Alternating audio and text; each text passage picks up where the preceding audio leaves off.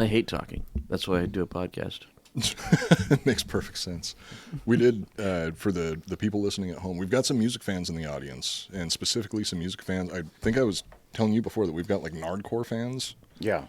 Which is amazing because I didn't know how far outside of Oxnard Nardcore actually Well, I didn't know extends. that Nardcore had fans. But, well, anal cunt isn't exactly... Oh, by the way, demonetized already on YouTube because I said anal cunt in the first 30, like 30, 45 seconds of the episode? Wait 5 minutes, dude.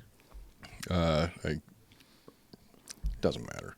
We were talking about Anal Cunt, one of the greatest bands to ever grace the stage.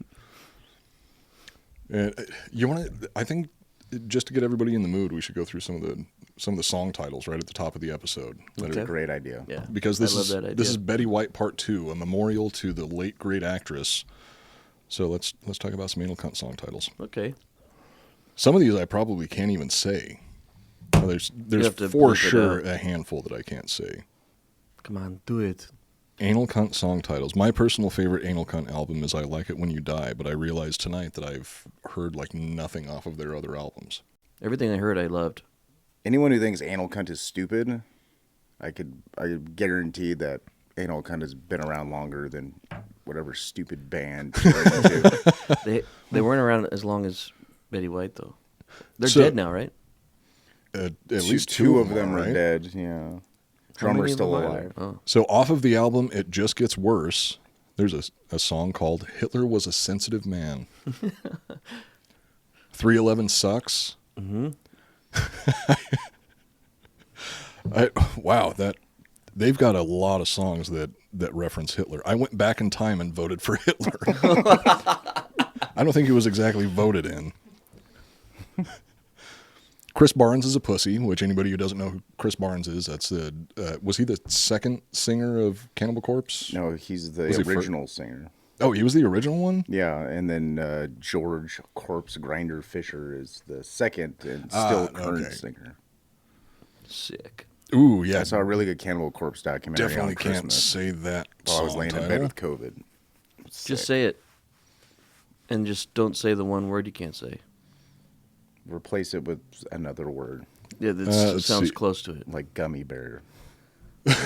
Gummy bear isn't exactly close.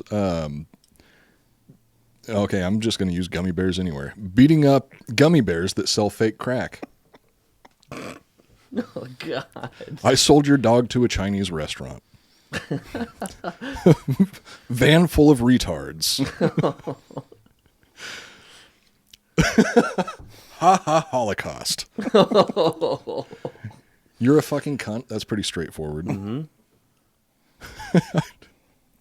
I'm going to give you AIDS. Yes. It's a gift. Oh, man, I didn't know that they were writing music as late as 2001. Limp Bizkit thinks they're back, but they're just gay. I mean, dude, Limp Bizkit was still pretty new in 2001. That wouldn't even be a comeback. That'd be like their second album, third album, something. Yeah, what happened to the list that I was reading through earlier? Yeah, he had some good names. I know. I remember that on one album, song 1 was called Some Songs, and then song number 2 was called Song Number 4. 5 yeah, or something like that. Jack Kevorkian is cool. You Keep a Diary. Yeah, I shouldn't be laughing at this one. You Got Date Raped. Recycling is Gay. We should probably drink for that one. I mean, fuck, we should probably drink for all of these. These are not my words. These are the words. What's the lead singer of Anal Cunt? Seth Putnam. These are Seth Putnam's words, so you can't blame me for this. He came up with the titles? He wrote it. Most likely. Yeah. You're Gay. That's a real straightforward one. You Look Adopted. You Have Goals. Yes. You Sell Cologne, which, like I was talking about earlier, that's one of the few songs that I actually remembered the quote-unquote melody of. You Sell Cologne. Your Kid is Deformed. That's another good one. You Are an Orphan. Oh, this was one of my favorites. You're Old, and then parentheses, fuck you. I like this one. There's no offensive words in it, but it's just a great title. Your best friend is you. That's so mean. Of all the anal cunt songs, like that one is like so mean. I still think that this one here is at least in my top 3 favorite anal cunt song titles. It's No, We Don't Want to Do a Split 7-inch with you and your stupid fucking band. Yeah. It's true. The internet is I'm gay. Hitler. There was I'm Hitler was Hitler. another one. This one just covers everything. It's you and then in parentheses fill in the blank. It's the Mad Libs of anal cunt songs. Oh God, holy shit. First song on the album, It Just Gets Worse, is called I Became a Counselor So I Could Tell Rape Victims They Asked for It. Fuck. They're out of their minds.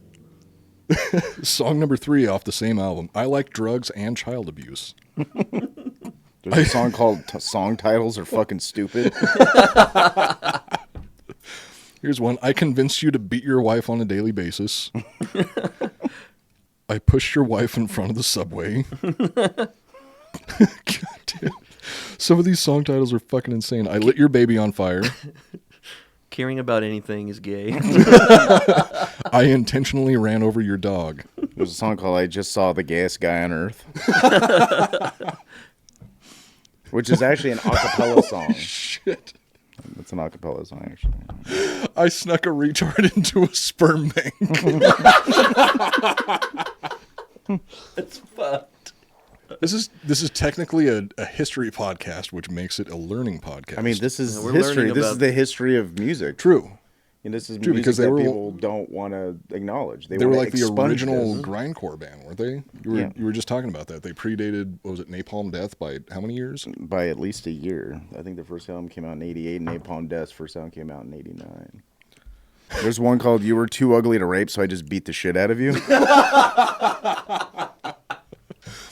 Jesus. Here's another one, but I can't say the last one. Gummy bear, right? You said gummy bear. Well, I mean, if I instead say, of- well, it's not the same word as the last one. Am I just replacing all of the words we can't say on the air with gummy bear? Gummy bears. Yeah. Okay, you robbed a sperm bank because you're a cum-guzzling gummy bear. I fucked your wife. I gave Nambla pictures of your kid. Okay, so I'm not laughing at the actual like subjects Yes, you are. of these songs. It's just that song titles are so fucking They're- ridiculous that I love them. Because this one right here, domestic violence, is really, really, really funny. There's one called Eazy-E Gave Freddie Mercury AIDS. Here's one. Saving ourselves for marriage.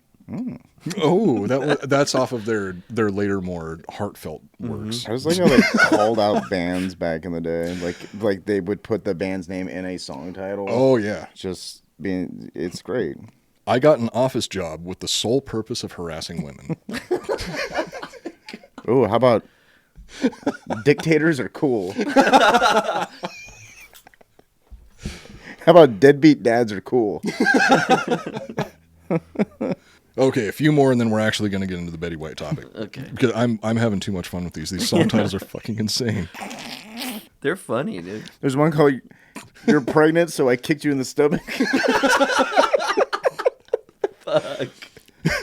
That's not funny. Oh, this is off of their Picnic of Love album, and it's called "I Respect Your Feelings as a Woman and a Human." Aw. That's really kind. Your kid committed suicide because you suck. And sweatshops are cool. All right, should we? Oh Intro? yeah, we've already scared off anybody that isn't going to stick around for the rest of the show. Now so that we know who's cool. Yeah. Now that we only have the cool kids with us. Welcome to the Iconoblast Podcast. This is the show that takes a look behind the public facades of famous icons to show you why you can never take anything at face value. My name is Matt Cooper, and it's most likely my last appearance on this show because I'm going to get in trouble for this. Sitting across from me, as always, is Joel Benner. Hey. But once up? again, we are joined by Adam Hester from the Skeleton Yeah. Factory Podcast. Hello. Our new favorite guest. Thank you. It's good to be back. Always a pleasure. Oh, these shows are always so much fun. It takes so much weight off of my shoulders because I know that Adam's just going to carry the whole fucking show for me. Yeah, thank God he's here. I'm tired. I don't even have to try and be funny. I'm just gonna get shit-faced and let him do all the talking. That's Hide already behind what, my sunglasses. already what I've been doing. got no blast. We put the past on blast. Hit 'em with the truth, with things you never knew. Nobody is safe, no thing to place. Got Joel and Coop with history in your face. Got a blast. But today we are continuing the Betty White story with the portion of Betty White's life that anybody that is under the age of like 90 is actually aware of.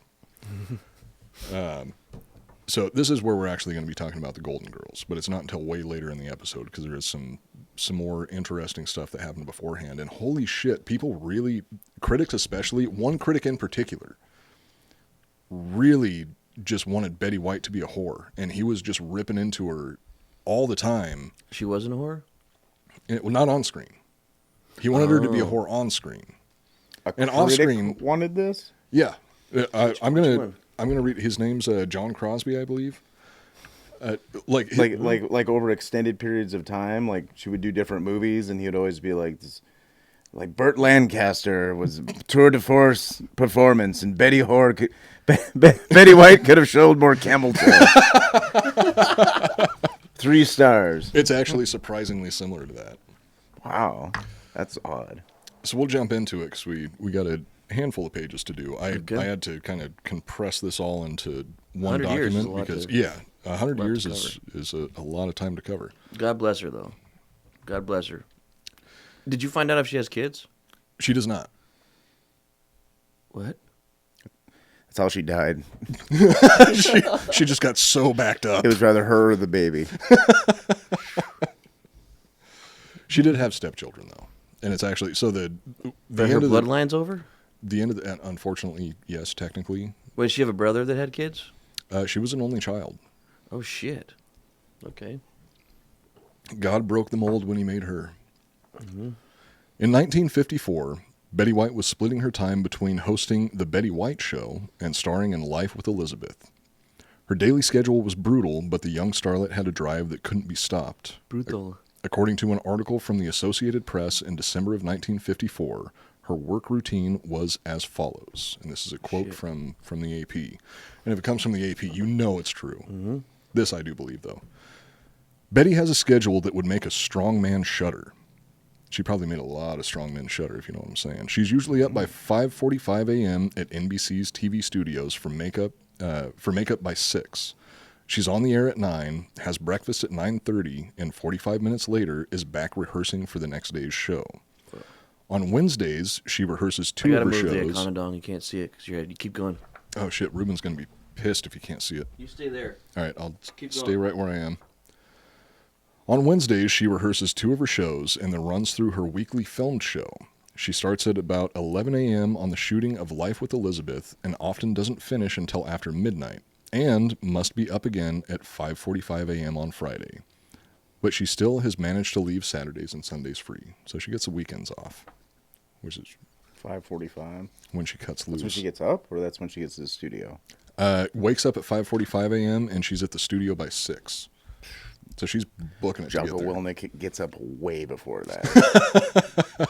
Well, Betty White is no Jocko. Life with Elizabeth was moderately successful, being shown on 104 stations across the U.S., but critics saw the show as a knockoff of I Love Lucy. One of these critics was a raging douchebag named John Crosby from the New York Herald Tribune, and this is the guy that I was talking about. Who just I can't believe the amount of reviews that he wrote about Betty White's work. It's like he was obsessed with her, but he just hated her the whole time. Mm-hmm. On May 24th, 1954, Crosby wrote a scathing review of Life with Elizabeth. Only it wasn't exactly a review of the show as much as it was multiple paragraphs of the critic insinuating that he would enjoy the show more if it gave him a boner. It read in part, quote, "Sooner or later, I knew I'd have to turn my attention to Betty White, a comparative newcomer who has mushroomed almost overnight into national prominence. Miss White, national prominence, the star of a film show called Life with Elizabeth. Miss White plays the wholesome side of the street for all it's worth. While I rather hesitate to come out against wholesomeness, I think there are limits, and I think Miss White transgresses beyond. Well, we won't pursue that thought any further." He does this stupid bullshit that he thinks clever, where he's just getting ready to just blatantly insult her, He's like, oh, well, I'm just gonna let that one slide. Like I was gonna do my job, but I'm just gonna write myself out of the room. Miss White is dimpled, fully dressed, and well upholstered. What the fuck does that? Well upholstered. She's not naked, and apparently she's covered in what, like naga hide. Yeah, she's like a couch in the corner of a AA meeting. It's kind of blending in. It's still comfortable, but blending in with the background. Not offensive to anybody. Not gonna. Smells like cigarettes. Does she smoke? That I don't know. I mean, I've never back in seen her those with a days, cigarette. between the 40s, 50s, I mean, all the way up until like the 90s, everybody smoked. You came out of the Yeah, womb with a pack of Winstons. Do they smoke on Golden Girls?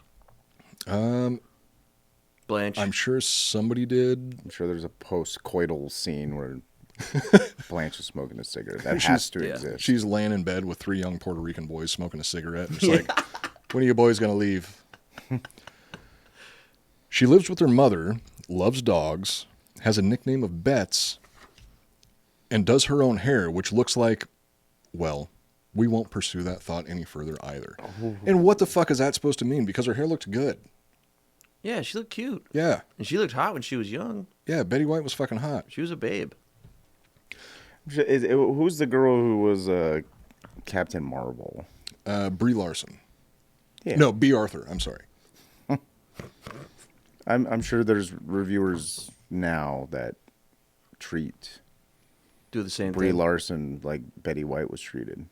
Oh, absolutely. So I don't feel bad for Betty White. Who would play if they redid Golden Girls now? Who would play them? The cast of Ghostbusters 2018. Oh God. Okay, you just ruined it now. I was going to say, I really like this thought experiment, but that means, who does Leslie Jones play? Who's Leslie Jones? Yeah, play? who's Leslie With Jones? The landlord.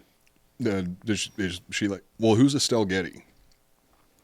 Who's that? Estelle Getty was my favorite one. She played Sophia, right? The oldest one. The oldest one. She was in She was the Stop mother or from My Stop or My Mom Will Shoot. Or My Mom Will Shoot. Oh yeah. Okay. It's a sequel to Cobra. They should remake the Golden Girls, but they're all like 18. It's like a, like a prequel. They're not really golden girl. The Bronze Girls? Yeah. The Ugg Boot Girls? It's like a prequel where you get That's to see Sex in the City. what they were. Oh, No, shit, before that, like high school, college, High school. 18, just getting out of high school. Yeah. Well, that wouldn't really work. They're all kind of like, they're all old, but they're all like different age old. Like Estelle true. Getty's They're like all, like, 10 years 105 and Betty White's like 70. That's a huge gap of time. And they're in the same apartment. And Oh, so that apartment Estelle Getty smelled terrible. is Yeah. developmentally disabled and got held back by like a lot of years. So they can all be seniors together or something? She had to repeat Catholic school 5 times. She got in trouble for molesting the nuns. Jeez. But it's all, as I remarked earlier, terribly wholesome. In fact, I suspect that if I took a bite out of Miss White, I'd absorb enough vitamin B to last all winter. And now, if you'll pardon me, I'm off to stare at Jane Russell and see if some of this wholesomeness will wash off. Wow. So, roughly translated into modern vernacular, what Crosby wrote meant, if Betty White looked more like a whore, I would like her show. Now, excuse me while I go and flog my sad, wrinkled little penis to pictures of the 1950 version of Angelina Jolie, because there's no amount of money in the world that could convince a woman to touch my gross-looking baby. Did that reviewer live long enough to see Married with Children? Oh. Because if he did, he was like, finally, I've been waiting for a show like this. She was hot. I don't know. He did. Or he Models wrote, Inc. He wrote a lot of reviews about her over the course of her career, all the way up into, well, when did Married with Children come out? Was that early 90s or late 80s? But he fucking Early died 90s. before her, for sure. Oh, absolutely. That guy's a dead he was already a motherfucker, yeah. bitter old man by the time that she was just starting her career. Or at least he sounded Good. like one. Good. So if it was I late hope he died 80s, painfully. I think that It was early 90s. early It was like 90s. right when So, like yeah, Fox started. I think that this guy probably would have been dead by then, or at least I hope so. Did they ever meet? Those two? That reviewer and Betty White. Yeah. No, that first review that he gave her stuck with her literally for her entire life, though. because the review was devastating for Betty, and in an interview later in life, she described the experience as such. I didn't just get a bad review. He didn't like what I wore. He didn't like my laugh. He didn't like what I looked like. He certainly didn't like what I did. And I cried for 3 solid days. I cut it out and saved it. I still have the damn thing. She kept this newspaper clipping for the rest of her life just because this guy was such a fucking douchebag. Maybe she killed him. Oh, that would be a good story. Yeah. I mean, I hope so. On December 31st, 1954, after 2 years on the air, the Betty White Show was canceled by NBC. Thankfully, the first of 4... She, like, recast it or something? Yeah. She got too old because at that point she was 29 years old. They wanted to go back to at least a 26-year-old. Yeah. Shirley Temple. What did you say before the show? Betty White Snake? I was like, Betty White saying Betty White Zombie. Yeah. That's my new band. Thankfully, Betty White Stripes. Betty's Blue Ribbon. Wait. Well, it's got to start with white. Oh. Betty White Power. Yeah. Yeah. I mean, that's She was powerful. She was. She was. That wasn't a racist joke. There's white power, there's black power, and then there's Betty White power. Which And it's better than both of them. Which is empowering the women. Yeah, it's the And the elderly. The original feminist movement was Betty White Power. Torches for Are freedom. we supposed to drink? We should probably drink for that one. Yeah. Well, we learned that she was a badass in the last episode, helping Oh yeah, Arthur Duncan. helping the minorities. Yeah, she was in control of a show called, it was the first Betty White show. And she hired a guy named Arthur Duncan, who was a black tap dancer. And the show pretty much got canceled because she refused to take him off the show. And when TV stations tried to convince her to take him off the show, she was like, well, actually, what I'm going to do is I'm going to give him even more airtime and make him more of a centralized part of the show. Pretty cool. Betty White socks. That's a good one. Oh, I thought you said Betty White sucks. No, socks. It's an anal cut song. Thankfully, Betty still had life with Elizabeth to keep her busy and pay her bills. That is until some studio execs fucked it all up in September of 1955. Betty Whitehouse. Betty Whitehouse. What else starts with white? I'm trying to think, but I slept for like an hour and a half last night, and I slammed some Cardimax before we started the show. That's why you're alive. That's the only reason that I can even talk right now. Drink more whiskey. That's what I've been doing, and it's definitely not helping. Betty Whitey Bulger.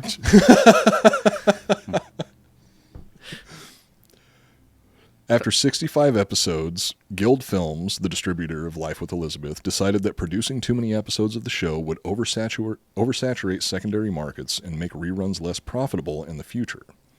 Like diamond cartels dumping precious gems into the ocean to create an artificial scarcity, Guild Films dumped Life with Elizabeth to protect future profits.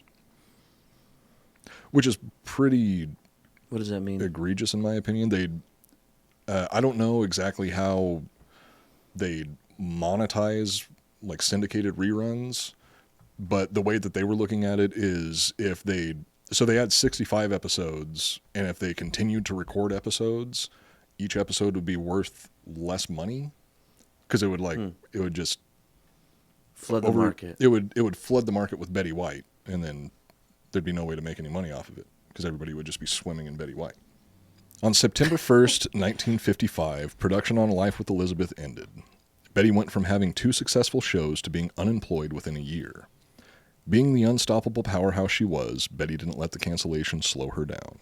But she was making good money, right? Do you know Yeah, what she at was that getting time, paid? I don't know exactly what she was getting paid. I remember that when she was just doing the radio spots, she was getting like $5 per show. And she would do multiple shows per day and work. Was that a lot of every money single day back of the then? week. For a woman? For a woman, absolutely. But it wasn't enough to let her move out of her parents' house. So she lived with them, I think, until she married her first husband. How many husbands does she have? 3. At once? Sick. No, well, she had it with each husband. She had at least like 15 to 20 Side What's pieces. the male version of a mistress? Side piece. Side piece, okay, because I think the male version But they all of knew Mistress about each would other. actually be master.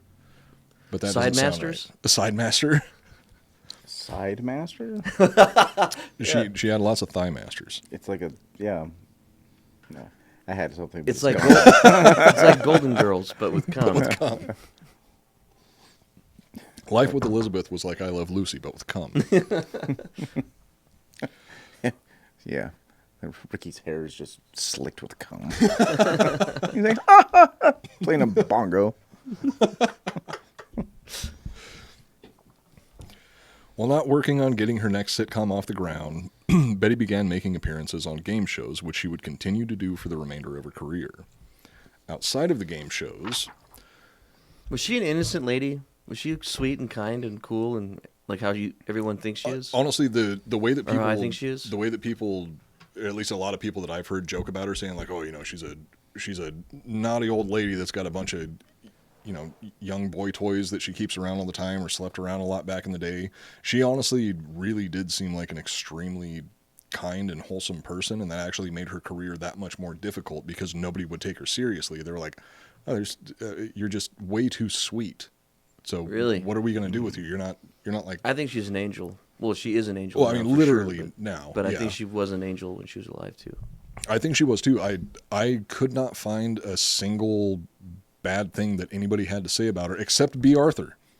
B. Arthur held a grudge. Well, not a grudge, but B. Arthur didn't like her, but for a very interesting reason that we're going to learn Really? about towards the end of the show. It's Okay. it's exactly the reason you think that B. Arthur wouldn't like her, aside from the whole like Betty White wasn't a lesbian. B. Arthur thing. thought she could look a little sluttier.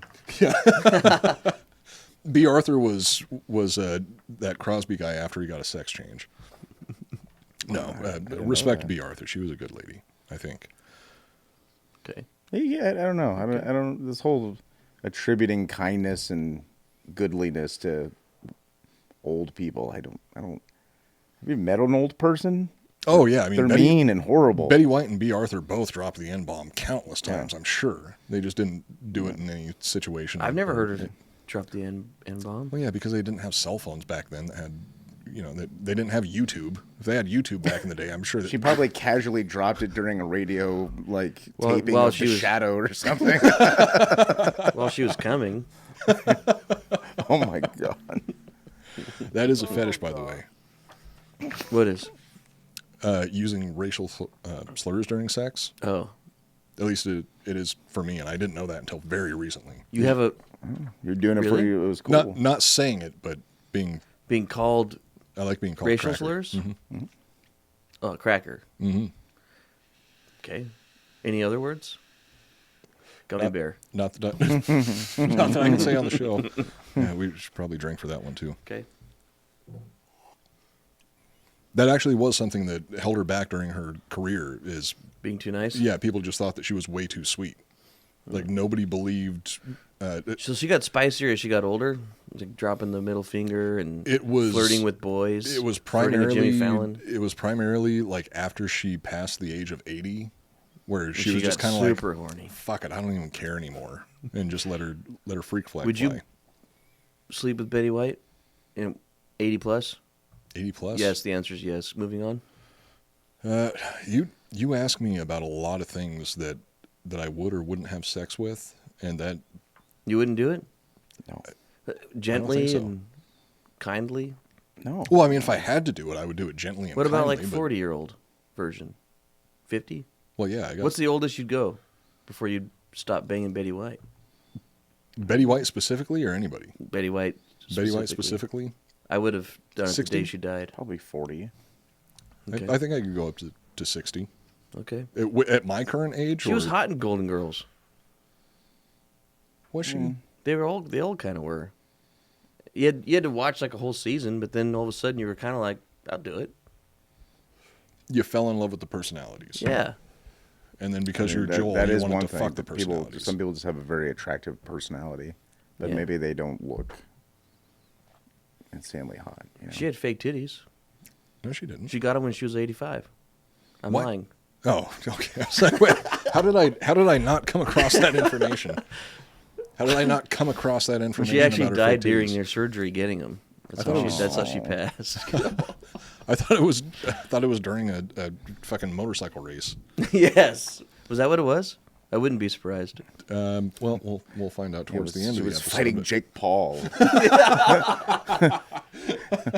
She was having one of those Russian slap fight competitions with one of the Paul brothers, and they fucking killed her. They slapped her. They slapped and unhinged her jaw, and it went up into her brain, and she died. And then the crowd went, "Oh, Oh, shit! She was participating in her favorite pastime, which was underground Russian roulette competitions, and her luck just finally ran out. Oh. God bless her, though. She had a good run." I read something that her last words were about her ex-husband or something. I heard that. That's really That's sad. what I end the episode with. Oh, okay. I was in a public place where when you I was heard it. when I was in a public place when I finished writing these notes today, Mm-hmm. and when I got to that part, I was like, I think I need to go outside for a minute. It's pretty sad. It really sad. really was. Thanks for bringing down the room, guys. Fuck. But she died peacefully. She wasn't in pain, right? Well, yeah, I mean, like, I'm pretty sure that like Just the, casual. well, no, I think She pulled the plug on herself, right? Like she was like, okay, I'm ready. I mean, I'm that's done how with this shit that's mentally, how and then Russian just roulette close her works. eyes. Is you have to like sign a waiver, and as far as I know, they're using like a .357 revolver for that, so that is going to be a very, very quick death. That's what you're saying? Betty White played Russian roulette? That's what killed her? Yeah, and her luck ran out. She was a gambling addict. She was? Well, no, she was more of an adrenaline junkie, I guess you could say, or she had a death wish, and it just took death a long time to catch up to her. What a badass. Yeah, they were gonna do a before she died. They were gonna do a remake of Gone in that 60 Jason seconds. Statham movie, Crank. Yes! But With Betty White? but they were going to call it Cranky. Yeah, I thought you were going to say the Deer Hunter. And Betty White plays, what was it? she plays all the Willem Dafoe. characters. It's the Nutty Professor. Mow! It's the Nutty Slap her in Professor, her but face. it's Mow! Deer Hunter. Dude, she would have been good if she was in the Transporter. I think she would have done better than Jason. Maybe if Statham. they did a remake of Silence of the Lambs, but she's Hannibal Lecter. I think that would Oh, that'd be cool. That'd be creepy. I would pay money to see that. Then you'd sleep with her when she was older. Yes. Yeah. I still want to fuck Anthony Hopkins. Oh, I thought you were going to say Betty White, and I was like, dude, that's... Oh no. I'm not into necrophilia anymore. anymore. You learned your lesson. Yeah. You grew up. Yeah. You get sick. You're not supposed to go down on them, Joel. They don't care about that. Oh, that. Yeah. Betty and one of her producers worked on Date with the Angels, a show based on the Elmer Rice play called Dreamgirl. Although Date with the Angels only ran for 33 episodes before being canceled, Betty did gain a valuable friend in the process. On the Culver Studios lot, where Betty's sitcom was being filmed, a show featuring a goofy redhead, which, not Carrot Top, a show featuring a goofy redhead and her foreign David husband. Christopher Columbus. And his foreign husband. And her foreign husband was also being produced. And that show was called I Love Lucy. I watched a lot of I Love Lucy when I was growing up. Me too. Because I looked incredibly young for my age. I used to watch it on Nick at Night all the time. I've never... Lucille Ball was a sex symbol back in the day, wasn't she? Because she used to be a model, I thought. I mean, she probably was. I never liked her like that. I thought she was funny. No, I thought she was hilarious, but Yeah. I never saw So that makes her as- attractive. She's got like a lot of personality. Yeah, true. Maybe Betty not for White's me. way hotter. Yeah, I would agree with that. So that date, I had to condense a lot of this stuff because there's a whole lot to somebody's life who lived to the age of 99 and spent like 90 of those years working in the entertainment industry. And being a badass. And being a badass the entire time. And having a second wind in your career, like at the age of 88. Yeah, it's crazy. She really did have an amazing life overall. Brushed shoulders with an insane amount of screen legends. But that Date with the Angels show, what tanked the entire production was the sponsors. So Date with the Angels was a show where I think it was Vicky Angel and Gus Angel. They were a married couple. Charlie's Angels? And no, that Angel? was that was the sequel, and that was the third. Angels in the that was Outfield? third in the Angels in the series. outfield. That's Or, I'm what sorry. Angel Eyes. Chris Angel was the what finally tanked the series. Chris Angel fucked Yeah, over. Chris Angel, mind freak. But Vicky Angel would have daydreams that would go into this fantasy world where all kinds of weird stuff would happen. And the sponsors were like, wait, nobody like, well, she would daydream. That was like kind of the whole idea of the show is her and her husband would, show. I dare say not many people have. Yeah. So she'd have like Ralphie from A Christmas Story dreams, like that's like the show. Well, no, it was probably a little bit more like that sequence in Train Spotting where the baby's crawling on the ceiling. Dude, when Ralphie beats the shit out of the bully, Yeah, that's a powerful scene. it's so. And he's a redhead. Long beatdown. Like, Yeah, it is because all the kids are like, yeah, and then they all just stop. yeah, and he's just going to town. Yeah, and he's just And he starts using all those racial slurs. yeah, It gets real dark real fast. yeah. That guy who played the redheaded bully in A Christmas Story went on Carrot to it was Carrot Top. Went on to be a comedian, very successful and respected comedian. He plays the postal dude in the Uwe Boll adaptation of the Postal video game, which I dare say is. Have you guys heard of the video game Postal? It was like the original Grand Theft Auto. Where it wasn't like Grand Theft Auto, but it was like one of the earlier games to just be completely demonized. Yeah, in the original Postal game, it was like a top-down shooter where you would just mow Like down the first everybody. GTA games. Yeah, similar, but I think it predated the GTA games. I'm not entirely sure, Okay. but I think it did predate GTA 1.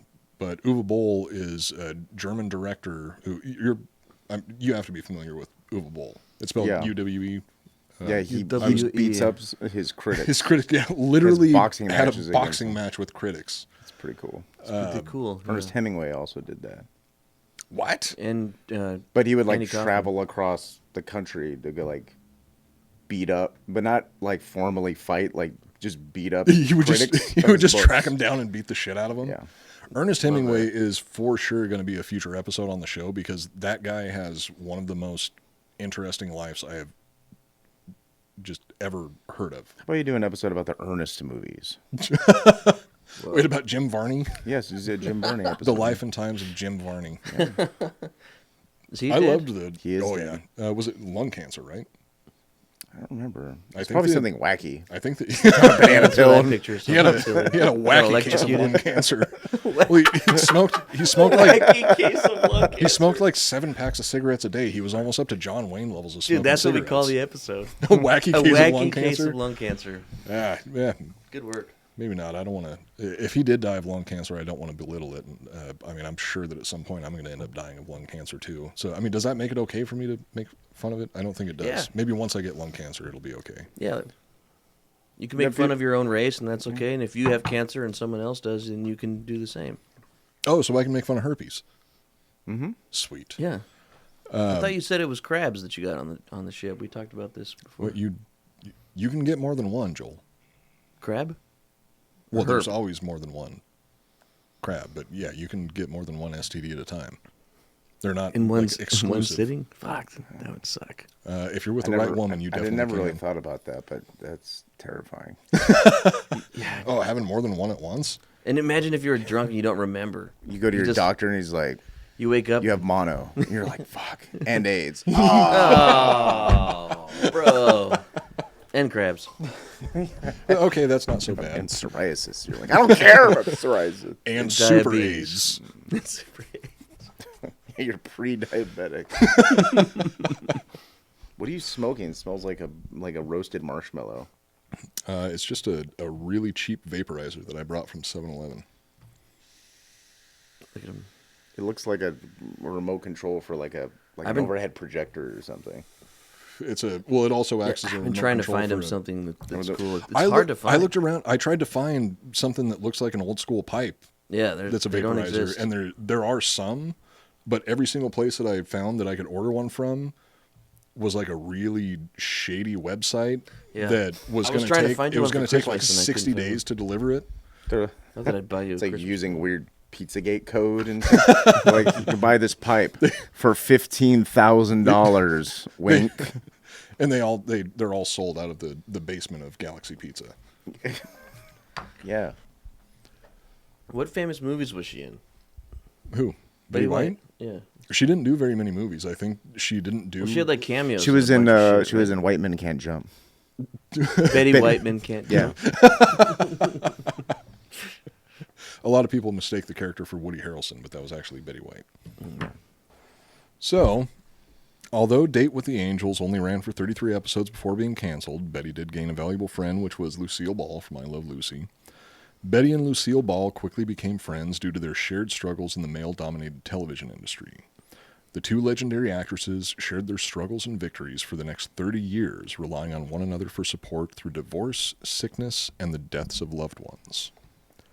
You think they ever? Did a little knuckle dusting? The chocolate factory scene. But instead of bonbons, it's clitorises. I wonder if, I know, what was it, Lucille Ball was like the person who made Star Trek happen. And I wonder if like Betty White has any connection to that in any way, or maybe she was in the original Star Trek. I don't know. I think, wasn't it? Wait, Lucy helped make Star. Yeah, Well, didn't she push for Uhura, Nichelle Nichols, to be cast on the show? I'm not sure about that, but I know like the whole Desilu thing. She was just like, I Love Lucy was a big hit, and she's just like, we're getting this. I think it was a thing with like her and Gene Roddenberry. Oh, which, She's by like, the way, we're making this into a fucking show, and they're like, this will never fucking work. And she's like, Star Trek. Wait, she's shit, like, yeah, she's like, this show's getting made. that does sound really And familiar. then she's like, that's the fucking end of the story. Like, we're making this fucking show. I'm not positive, but I think that she was also the one that pushed for the casting of Nichelle Nichols as Uhura, because there was some really, really famous actor or actress that pushed really hard to get Nichelle Nichols on the show. Well, I wonder if Uhura was maybe it actually was- written as black, because It Gene might have been Roddenberry Gene was Roddenberry very, that- very big that into pushed for like it. that world where, well, there's a scene where,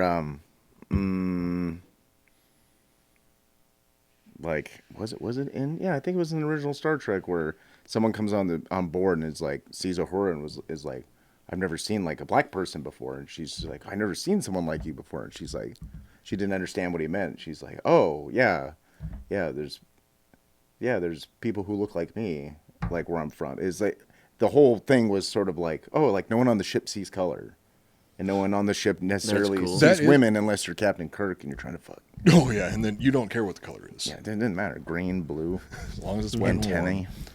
antennae. William Shatner actually saved the first ever interracial kiss, or like made the first ever interracial kiss happen on any format. Yeah. Because it was supposed to be, I think originally they were supposed to imply a kiss between him and Uhura, but they did one take where William Shatner actually kissed Uhura. I might be fucking the story up a little bit, but I think it's roughly correct, paraphrasing the overall story. So they had one take where he actually kissed her, and then every single following take, when they would like just fake the kiss, he would make a stupid face at the camera. So at the end of the day, it's like, well, we're out of film. The only good take that we have is one where they actually kiss, so we have to use it. You think that was on purpose? Like he purposely fucked up all the other takes? Oh yeah, absolutely. He was fucking them all up because he wanted it to be in there. He wanted people to know that he got to kiss Nichelle Nichols. She was fucking hot. That's cool. I mean, if I had to kiss Nichelle Nichols on camera, I'd want everybody to know about it too. That's like a on-set thing. If you make friends with the DP can help you with takes. Like if you're an actor, and like I've done it when I was working as a DP. Like if the actor's being cool with me, and we're in a rush or in a hurry, and an actor does a scene and they cut, they're like, all right, moving on, and the actor is like, fuck, doesn't like their own performance, wants another take but can't get one. I'll just be like, shot was soft, we were out of focus, we have to do another shot. Gives them another chance to do another take, and then all of a sudden you're buddies with the actor or actress. Yeah, That's so that's the weird little game you can play when you're out there. Yeah, I didn't actually know anything about that until you were telling me about that for the first time, and that's actually a really, I mean, that's a pretty unique relationship to have on a film set where it goes both ways. Like if an actor is a piece of shit and they want another take, you're like, no, nope, don't have time. Moving on. It's like, oh, sorry, this Should have made friends with me, bud. this media card is out of film. Yeah. Yeah. Anyway. Star Trek was a very, very progressive show for the time, and even looking back now, it's still like there was like a core group of people in Hollywood back in the day that were very, very Woke? well, no, it was like pre-woke. It was like back when woke was a good thing. Like they thought of Woke business like is broke business. woke is a constant thing that's always happening because you're constantly reliving the trauma of someone else's ethnic background. But that doesn't get left in the past. It's perpetual. That's why you can rename fucking schools and tear down statues still forever. For years and years and years you could do that. But like back in the day, Gene Roddenberry was like, no, this is a world where all the ugliness of war and political strife and governments being overthrown, like that's gone. Money's gone. People in Starfleet, they don't get paid.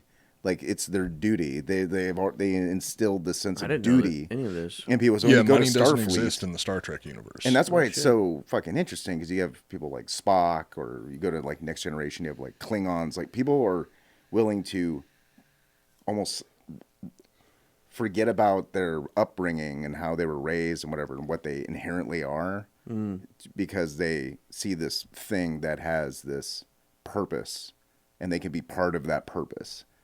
You know, that makes for interesting drama. I just wish they had guns in it. I would have watched it.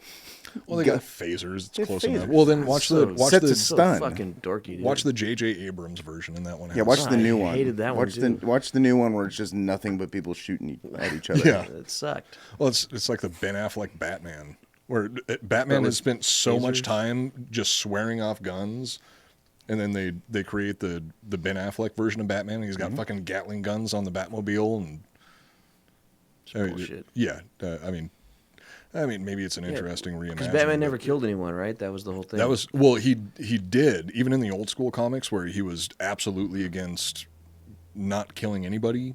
Yeah. There were a few times where he got a little overly excited and accidentally like broke some people's necks and shit like that. But we've all been there before. It makes him a relatable character.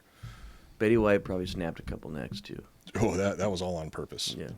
Yeah, Batman should just start killing people. That'd be scary. They should do like make a woke Batman. Woke Batman where he's just super violent. Yeah, he's very like he has pronouns and all this stuff. He's got camel toe. Yeah, but he kills people. They kill people.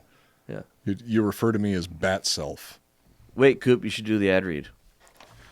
Okay, so Nailed it. for this episode, dude, fucking killed that segue. Yeah. Our sponsor for this episode is Simply Safe. Simply Safe. Yeah. If you've ever wanted to make your home feel safer, there's no better time than now. Our friends over at Simply Safe are giving Iconoblast listeners access to all their New Year's holiday deals. All you have to do is go to simplysafe.com/icon and you'll get 20% off their award-winning home security. And your first month is free when you sign up for interactive monitoring service. I've always been curious if... do you know if the CPU in it has a neural net processor? Or is that just... Coming from Simply Safe, it's all cutting-edge technology. They're going to It's got a learning have the computer? best of the best. Cool. They're running off of quantum computers. Cool. We've said it on the show many times before that Joel and I helped install a Simply Safe system at Dakota Meyer's home, and if it's good enough for a Medal of Honor recipient, it's good enough for everyone. Mm-hmm. Because, Dakota Meyer can literally kill anybody.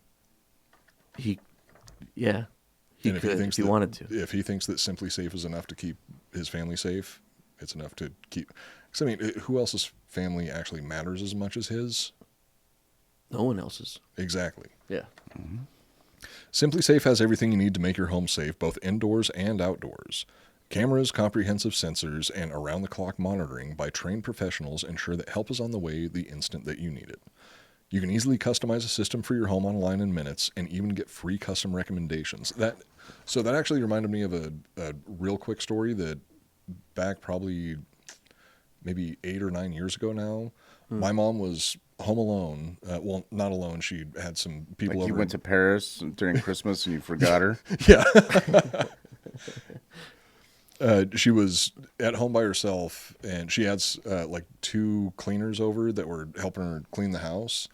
There was this insane guy who drove all the way from New York. I think it was New York. Is he an assassin? All the way to some. I can't say too much because the court case is still ongoing, and my mom's in witness protection.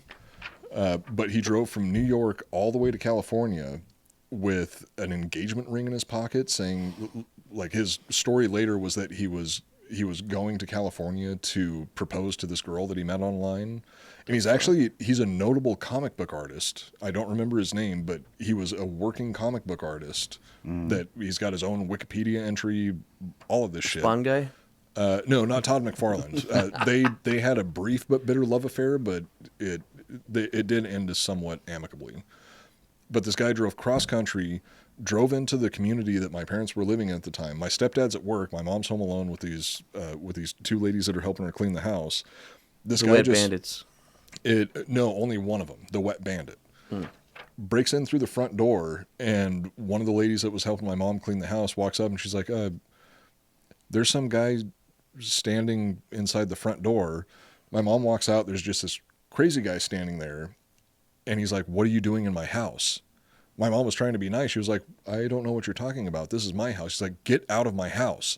Starts chasing her through the house. So my mom grabs these 2 ladies that are helping her out, takes them into the master bedroom, puts them in the closet, and closes the door, and then closes the master bedroom door and locks it, grabs a pistol that she had, and she's standing there just pointing the pistol at the door, telling this guy on the other side of the door, "If you come through that door, I'm going to kill you." And she's on the phone with the police, and she had to wait for like 15 minutes before the cops showed up. And thankfully, the cops did show up and came in, fucked the guy up, and took him to jail, obviously. Yeah. But if she would have had a system like Simply Safe, that would have happened way, way quicker. As soon as he touched the door, the cops That's would be on why there. they do have Simply Safe in their home now. So back to the ad read.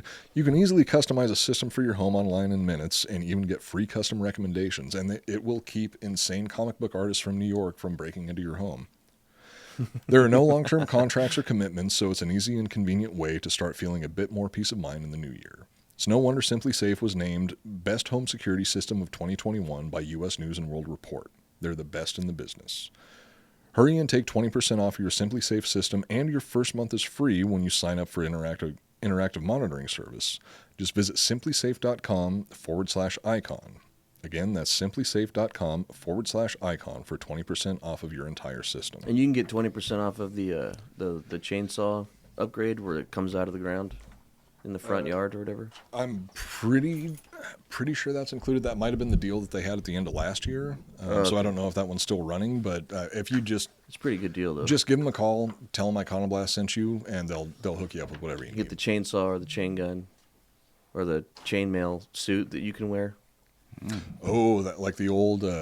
Someone's breaking in and that chainmail suit just hangs from the ceiling. You've seen those old Polish bear hunting suits? It's like a metal suit that has spikes all over it that they would use to hunt bears. 20% off of spike bear suit. Only with the promo code simplysafe.com. There's a documentary about a guy who built a suit that resists bear attacks. Oh, God, I've what's seen his name? clips from that. Canadian guy. Yeah, that's what I'm picturing.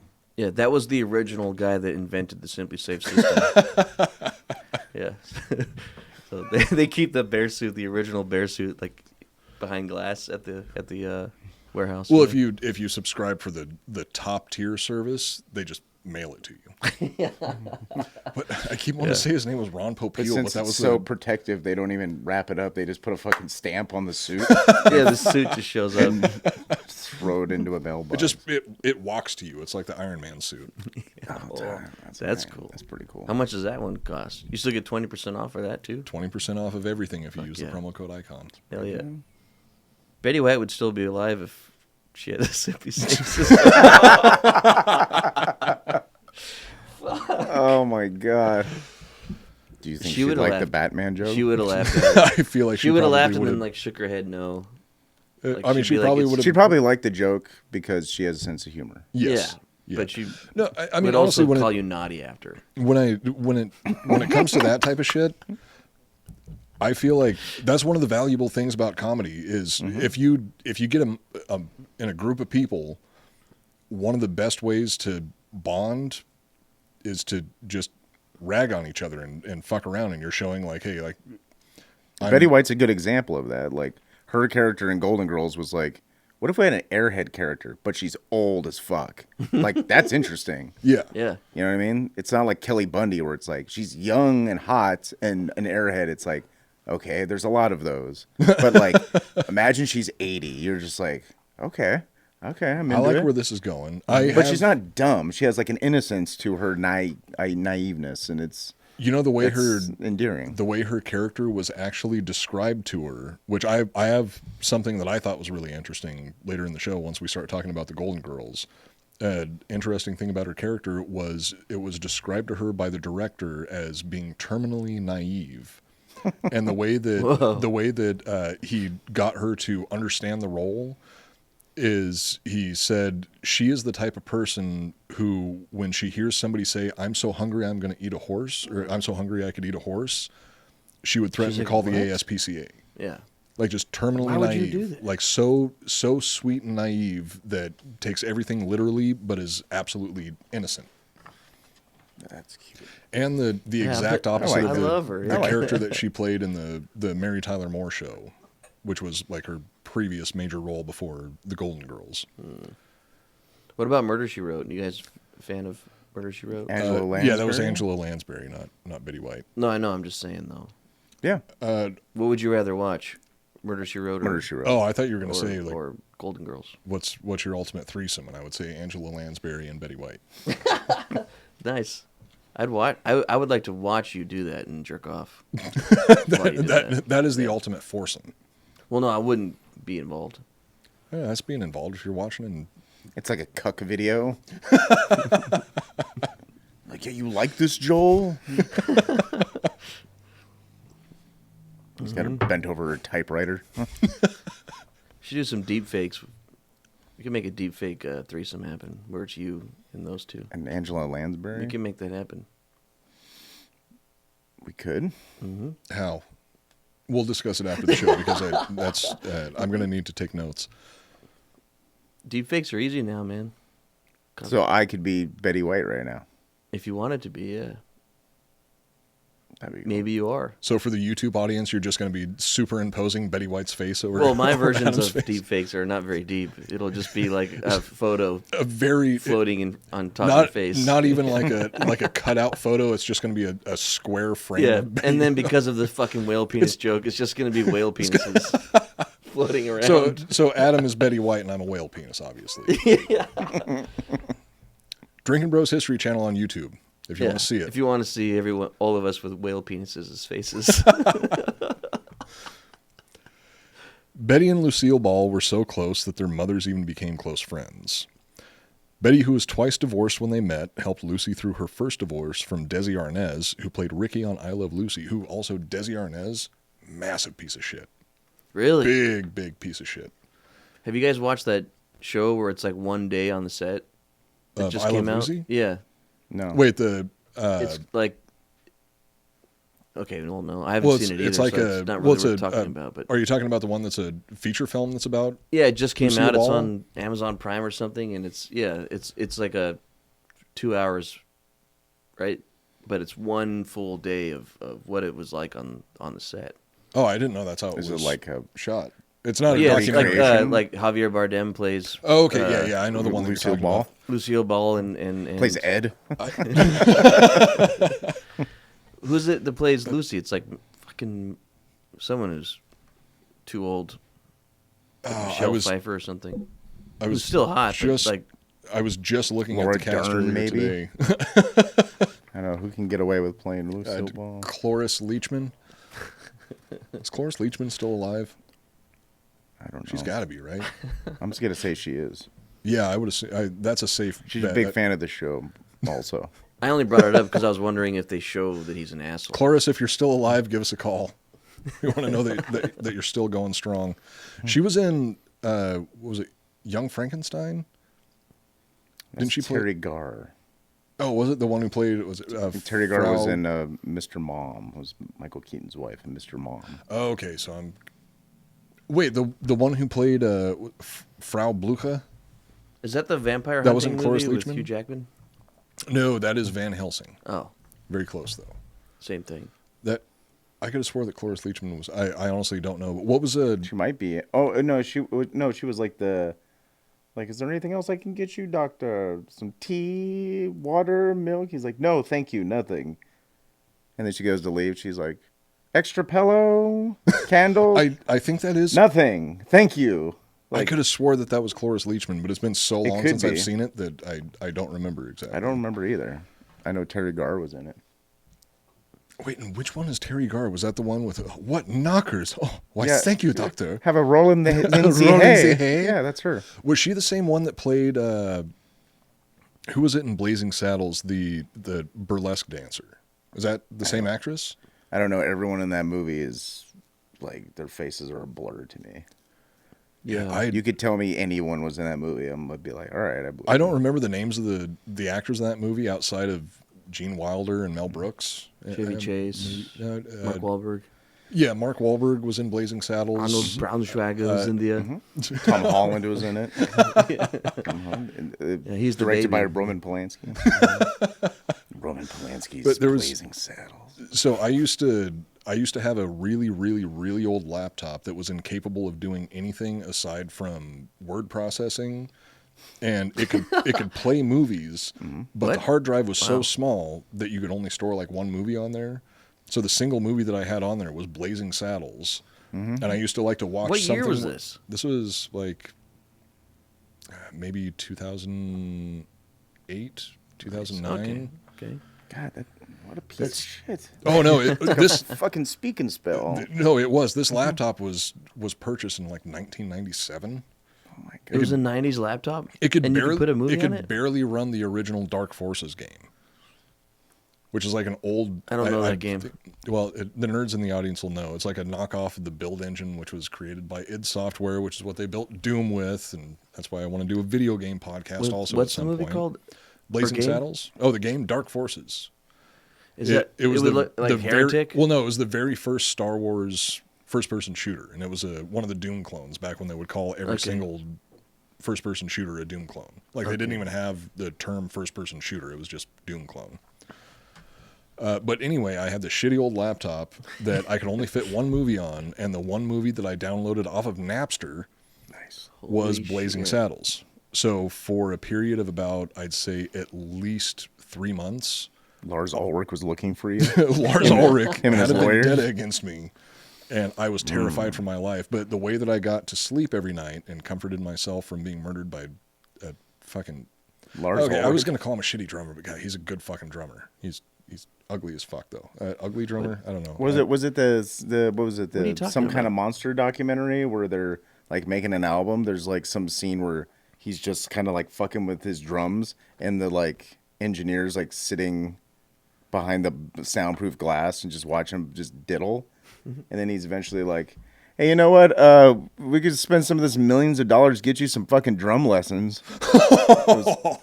It was something to that effect. I was like, "That's really funny."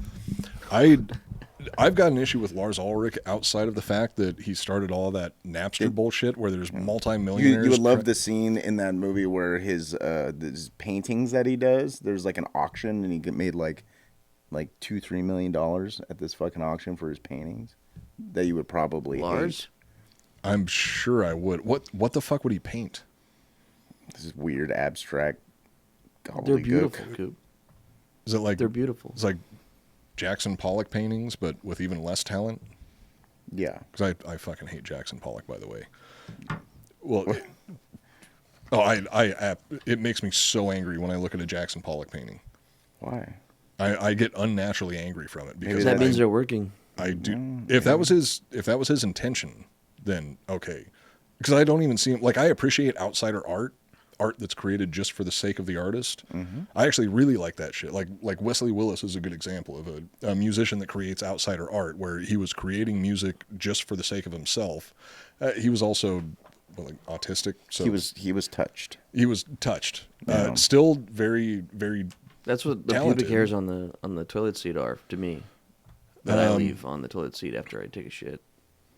I'm not going It's to art, yeah. buy into that, but holy shit, that's going to make it really hard for me to clean off the toilet seat now because I don't want to destroy any art. Yeah, it's my art.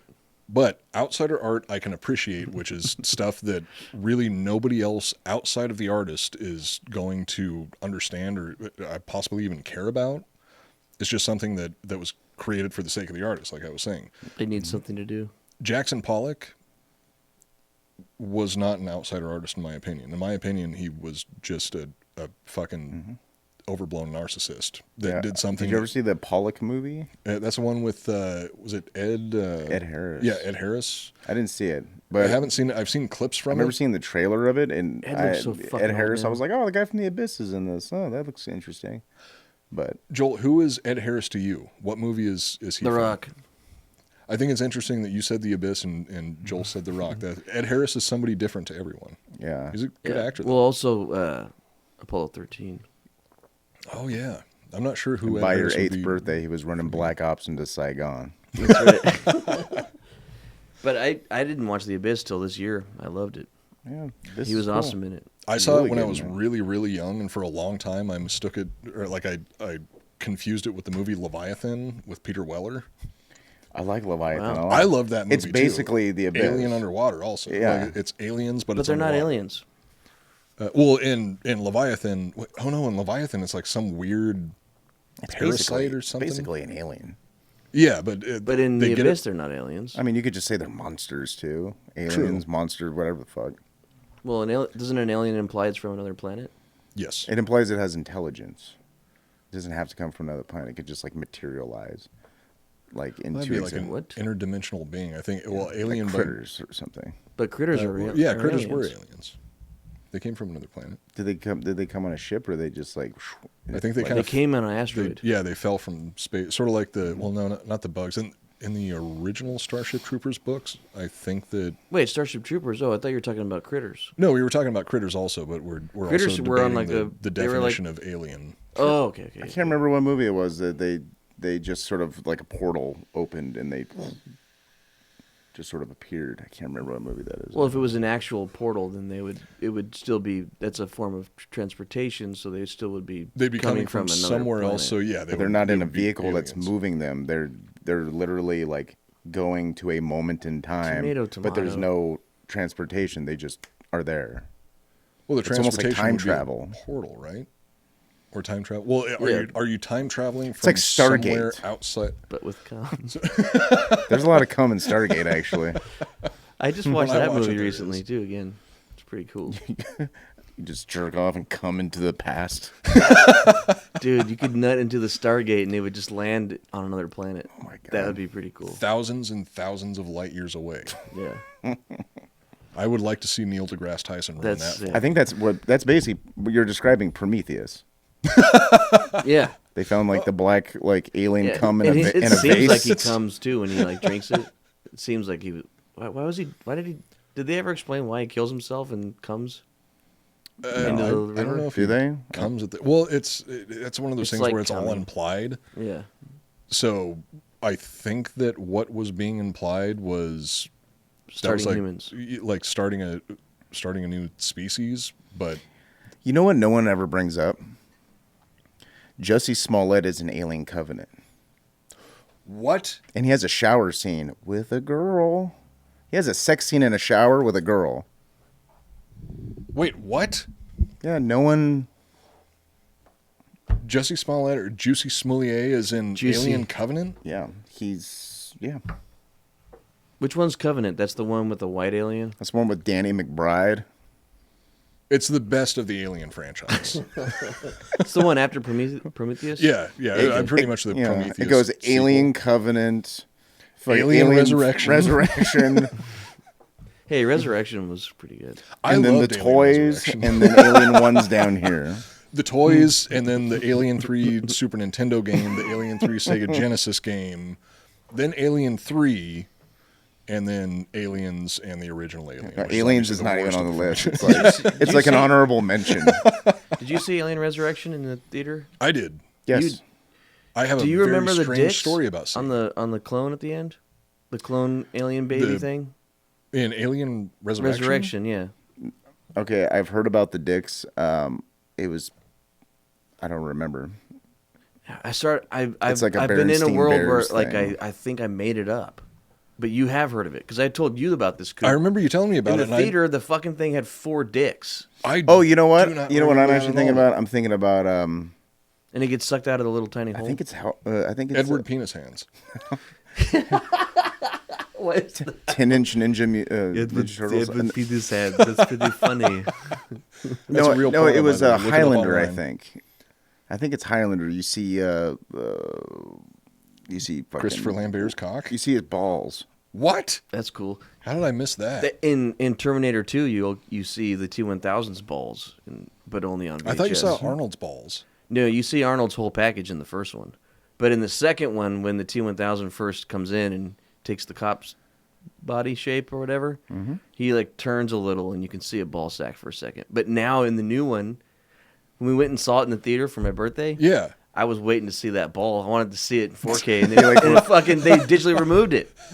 I want to see the T-1000's What they balls in replace it 4K. with? Just a weird lens flare, or No, it was, No, it was just a potted plant. no, it was one it of was the- just handcuffs. It was one of the dewbacks from Star Wars. Those giant lizards.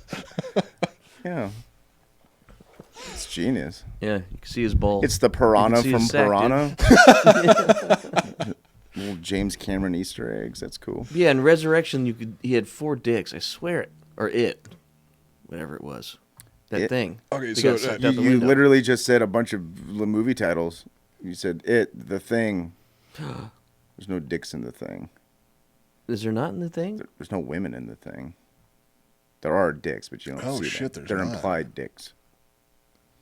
Well, I mean, depending on your mindset, you can see dicks in pretty much anything. Every time I see Kurt Russell. So back to Alien Resurrection. I understand that this is a Betty White episode, but I just remembered a very, very strange story about the first time that I saw Alien Resurrection. So Did you masturbate? No, I was terrified. That You were movie- actually scared? Oh, I was Me too. absolutely terrified. But it was also a really, really weird situation that, like, even in the moment, I was thinking that this is a very strange situation. So what it was is this was back. It was not long after my biological father had died, and my mom was going through the dating process.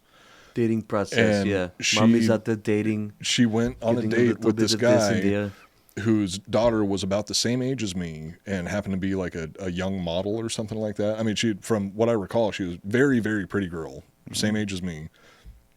And the way that my mom sold Pretty me girl on, just like you. on going, oh yes, did well, almost as pretty. I was much prettier. My boobs were bigger back then, that's for sure. So the way that my mom sold me on going on this trip to go see Alien Resurrection with this dude that I had never met that she was dating at the time. She was like, "Oh, his daughter is gorgeous. She's a model. Maybe you guys will hit it off. Go and watch a movie. You two can sit together, and then me and him will sit together." And I was like, "Oh, okay." And then once we got to the theater, I was like, "Wait a second. If this works out." You looked gonna- over and your mom was just she's fucking gonna- banging right there in the No, that theater wasn't seat. even the part that weirded me out. Because at that point, I was like, You're used to it. Old news. No, the part that weirded Sorry, me out keep is like while we're on the way to the theater, it's like, wait a second. If everything works out between you two, that would mean that she's going to be my stepsister, and this is really fucking weird. Why are you trying to set me up with That's a awesome. prospective future stepsister? Because And you now grew up in a trailer. well, no, that would have been my real sister, but we moved away from that lifestyle. you let that go. Because it's all a Once you're dead a end. It all turns into a bunch of To retarded keep the incest mating bloodline in the pure. future. Yeah, we're not as good as the European nobles. We can't pull that off. But yeah, I literally thought you were gonna say something about Alien Resurrection, and then you went to this Yeah. weird. Did you end up banging this chick? Or? modern That was day the movie porn? that- Is that your thing? stepdad now? that I saw. No, not my stepdad. Now my stepdad has 2 sons. Okay. I wish that it was my stepdad because then I would be acting out all of the porn on Pornhub now. Yeah, that's kind of that's groundbreaking. Be living the dream. You But could still right, it- sleep with your stepbrother if you wanted to. I mean, he's a pilot. Well, no, they're both of my stepbrothers are much stronger than me. They have more decision making power. So they in would. that So you're situation. saying they would sleep with you? What do you mean? No, I'm saying I don't. It doesn't matter if I want it or not. They're not going to let it happen. They're both married. That doesn't stop a lot of people. That's true. If they wanted to fuck you, so They could overpower you and fuck you if they wanted to. Why would they have to overpower me? Because you said they were stronger than you. Well, no, I'm saying that I wouldn't be able to overpower them. Oh. I think I'm following you, but I'm not sure. I don't. So, I Alien think Resurrection. I think that's called rape. It's not overpowering this. Yeah, possibly. We were talking about a situation where you make somebody have sex with you against their will. That's called rape. Okay, Yeah. that's what I'm saying. Is I wouldn't be able to rape either one of my stepbrothers because Okay. they're both so much stronger than I am. Okay, good. That's why you Good to know. a little something in the You're drink. romancing. Yeah, well, yeah. Oh, or that. Same thing. Hit him with the Isn't that the Bill same Cosby. thing? When you romance someone that's putting something in their drink. Right? At least that's what I was taught. There have been so many episodes of the show where I've thought like, oh man, I'm really going to be embarrassed watching this one back again. This might take the cake though. I'm embarrassed. Why? Because you said you couldn't rape your stepbrothers? Oh, that's among many other things. This is one of the episodes where I'm like, fuck, I wish Joel had more time to actually edit this one.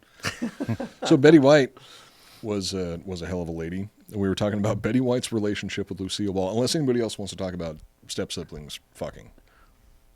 I don't have No, any I have two stepsisters, and they are nightmares. They're absolute white trash, nightmare, garbage people. I don't have any. You don't have any step siblings? Nope. Wait, what? I thought you did.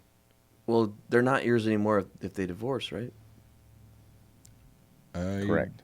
Yeah, so no, Okay. I don't have any. Because you're only related by marriage. Yeah. Oh, former so, step siblings. Yeah. So I got an ex-stepsister, or 2 or 3. I don't even know their names. Fuck, I'm an asshole. You know, Betty White has 3 stepchildren. So Betty White and Lucille Ball quickly became friends because they were struggling through the male-dominated film industry. Which is still the same. No. Yeah, it's getting better, but It's like 8%. Is it getting better? No. well, no, it's Is just it? as soon as women are able to do anything as well as men, they'll start dominating the industry also. But until then, how about this? How about we have It's a meritocracy. how about we have 2 different Hollywoods? It's like the NBA. We'll have Like women sports leagues. Hollywood, and then we'll have male Hollywood, and we'll just see how things pan out. So wait, in female Hollywood, does that mean that the women are going to be forcing the men onto the casting couch and Hell taking yeah. advantage of them? And Yes. how do I get a job in that industry? The female version of Harvey Weinstein would be scary to imagine. Harriet Weinstein? Something like Harriet that? Weinstein's just like, fuck me and I'll give you a job. I mean, why do they have to rape? Why can't they just hire somebody? Because they're talented. That is actually a very, very good question. Like why is the assumption that that women put into the same power structure as a man would abuse that power? Why would you assume that? Probably because it's true. That's probably because they why. would. Because we're humans. Yeah. Power totally dynamics are very, very intoxicating things. Look at where- Kathleen Kennedy.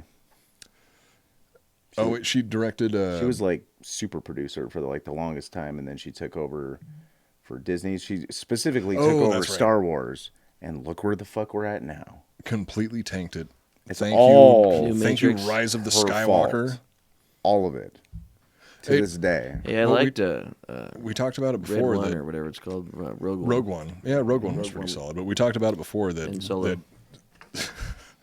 I'm We're gonna, not talking about Matrix 4. No, I'm also gonna drop that thought because I have already said so much stupid shit on this episode that I know that I'm gonna be in trouble with at least one person in my life. I don't know who it's gonna be at this point, but I know for sure I'm gonna be in trouble with at least one person in my life.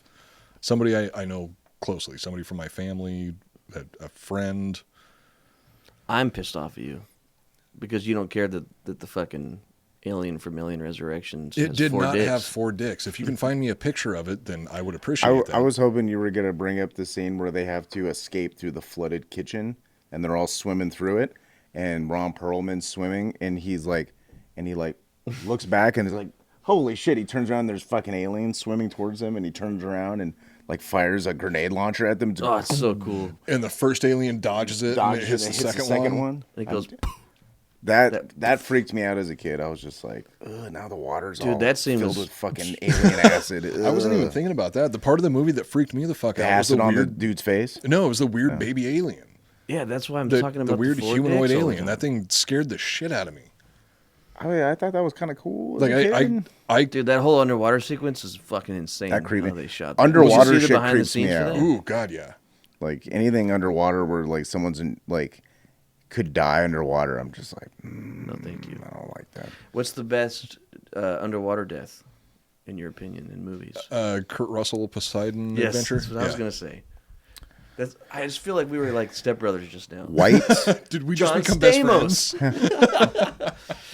Here's another white movie that has white in the title. White Squall. Betty White Betty White Squall. Squall. Betty White Squall. There's a scene. I think it's Liam Neeson. Let's just say it's Liam Neeson. They're on this boat, it was and like he's Robert like, Redford he has all or these like something. young guys on there, and they're like sailing and whatever. And like I think That's Liam, the guy that pitched the guy with no arms and legs into the river, right? Liam Neeson. Sure, probably. And Oh, so from basically, Brothers Bros. this Yeah. this thing called a white squall, which is like this like freak. So it's like a tsunami, but it's like in the ocean. It's like this rogue wave, and it just kills everything it hits. Their boat gets flipped over, and a bunch of dudes fall in the water and drown and shit. And the boat is now they're all like kind of like teenagers, aren't they? yeah. I think not Matthew Fox, the other guy from fucking Bailey from Party What of movie Five is is in this? it.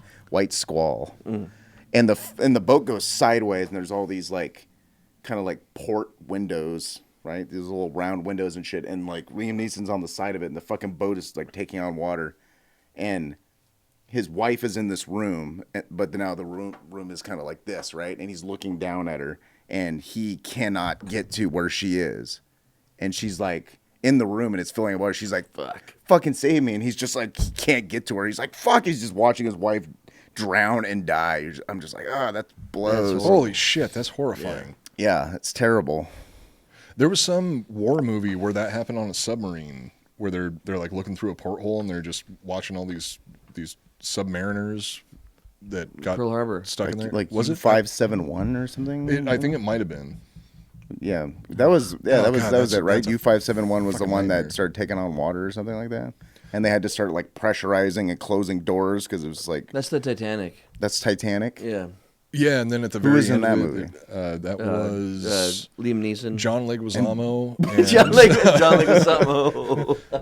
and Kate Upton. Kate Upton, Kate O'Kalin. Okay, last thing about Alien Resurrection. She landed that behind the back dunk. That was real. That was real. Yeah, Yeah. when Sigourney Weaver tosses it wasn't supposed the to basketball happen. over her back, the scene actually cuts early because Ron Ron Perlman Perlman flipped breaks out, character, yeah.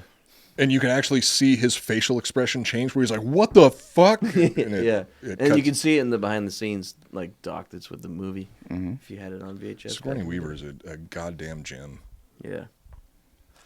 and Betty White was also. I don't Good even know how to do transition. segues at this point. So anyway, Betty White and Lucille Ball were good friends for a long time, comforted each other through breakups. I think the last thing that I mentioned was that Desi Arnaz was a piece of shit, and that's why Lucille Ball got a divorce from him. Yeah. Which Desi Arnaz, future episode for sure, because Really? he was a sleazeball. I mean, I don't know if he Okay. started off being a After our piece of anal shit, cunt but it's episode, oh yeah, anal cunt is definitely going to be an episode. That'll be. I mean, I don't want to lump that in with mayhem because No, two separate ones. Each topic can be a standalone episode. Yeah. So, after her first divorce from Desi Arnaz, who played Ricky on I Love Lucy, years later in 1986, Betty comforted Lucy after she learned of Desi's death as the two actresses were filming an episode of Password. Their friendship continued until Lucille Ball's death in 1989.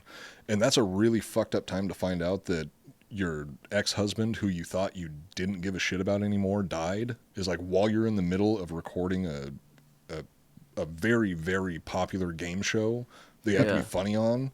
And like on breaks, Lucille Ball and Betty White would go backstage, and Lucille Ball would just sob her eyes out on Betty White's shoulder, and she actually specifically said, "I had no idea that it was going to hurt this much." and she was just devastated by it. Even after he was such a piece of And shit then to having her. to go on camera. And then you have to go right back out and laugh and have fun and entertain people like that. That's awful. Oh my god. Okay, it was like in the middle of the fucking night. It's like super late. I always put on like Joy of Painting with Bob Ross. Helps me sleep. Oh, that's good. Yes. And there's this fucking episode. He does this awesome painting. It's like this insane, like it's like snow. It's like basically like a blizzard. So everything is just white and like delicate shades of like blue. That's like the entire painting. And he's going really fast the whole episode. He's just like powering through it. And then like at the end of it, he's like, "Well, thanks for joining us today. And I want to dedicate this show to my wife who just died and shit." I'm like, Holy shit. Fuck. I was like, fuck, Bob Ross's fucking wife died? And then it just, dun, dun, dun, dun, dun, the fucking credits roll and shit. I'm like, nah, I can't sleep. Yeah. That's way too sad. Oh, man. That's fucking sad, dude. That's really fucking sad. There was somebody else that I was thinking of something similar happened to. Me. That happened to you on this episode? Well, no, it happened during the filming of Chuck Hank and the San Diego Twins. Yeah. What? Coop gave me his sunglasses, and I just kept working. I didn't have to act because I was camera. But my mom died when I was on set of, Oh. Like the middle of the day. and out of nowhere. She wasn't sick or anything. Yeah. Just like a shock death. I thought you were joking when you first told me. Yeah. And the It's like, that's a fucked up joke. we don't have to get so serious right now, but yeah, dude, I This has fucking been I a got a surprisingly dark episode. dude, I got a text from my stepdad, her husband, and it was like, "Hey, emergency, call me." And I was on set, and I told Chelsea this, who was the producer, and I was like, "Weird, I have to step out for a second and make a phone call. My mom probably died," as a joke. Fucking said that. I remember it because I was like joking about it, and then I walked over, called, and it was true. He was like, "Your mom's fucking dead." Oof, sucked. But yeah, show must go on. So Yeah. I just fucking was like, "Coop, give me your pack of cigarettes and give me your sunglasses," and I just kept working. You asked for the cigarettes, and I passed you the sunglasses on my own because I wouldn't want to cry in front of that many people. Yeah, I was crying the whole Packed while set. shooting shots. There was like tears coming out, and I was filming while takes were rolling. Oh, God. So who's gonna handle this segue? I have no idea how to get back into this fucking topic. You remember the Alex Trebek video he did where he announced he had stage 4 cancer, but he was gonna just keep doing episodes of Jeopardy till he died, Yeah, that was and he weird. did it like a fucking G, dude. He kept going. He was like in a suit. He was on the fucking set of Jeopardy, and it's just like this lock shot where he's like, he's like, "I'm going to die, and I'm just gonna keep doing this fucking show until I can't do it no more." So thanks for watching, and then just like Holy cuts to a fucking Papa John's commercial. I was like, If it happens during God. this live episode, I sincerely apologize to all of the listeners. because he's Canadian and he's just very, very apologetic and polite. I'm sorry, A. Oh, this is a fucked up episode. So yeah, Drink. there's probably a lot of things we should drink about in this episode. Cheers, gentlemen. Just to Alex Trebek. To Alex Trebek, to Betty White, to Lucille White. Ball, not to Desi Arnaz, to my mom. to Joel's mom. Joel's mom. Wait, we still I got like totally- 4 pages to go. Not that much. We'll Fuck. cruise through the rest. Had a whole lot. Well, Jesus Christ. No, just go through them. I'll just shut the fuck up. Well, no. Which, by the way, this is something that actually. Oh, is it's a gonna half have a to be page, cut okay. in. Well, no. This is the ad read We didn't do yet. that I lost track of. Oh shit. So that's going to have to be put into the close to the center of the episode. Well, okay, we'll just have to talk for another hour then. We're at an hour and a half. Hour 30. Well, we got to. So, speaking of my dead mother, If you want to keep your mom safe, what you should use is Simply Safe. oh shit. If you've ever wanted to make your home feel safer, there's no better time than now. Our my friends over at Simply Safe Damn, that was the are worst. giving you a contest, listeners. This is like seeing a Pfizer commercial, watching CNN or something. And brought to you by Pfizer. The Rachel Maddow Show has been brought to you by Pfizer.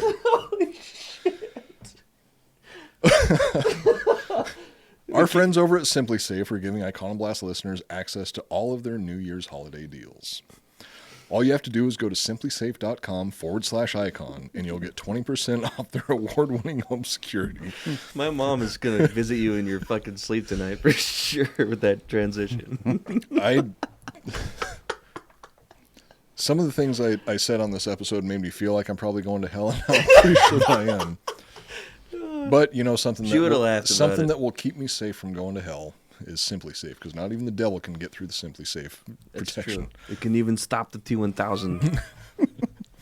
All you have to do is go to simplysafe.com/icon and you'll get 20% off their award-winning home security, and your first month is free when you sign up for an interactive monitoring service.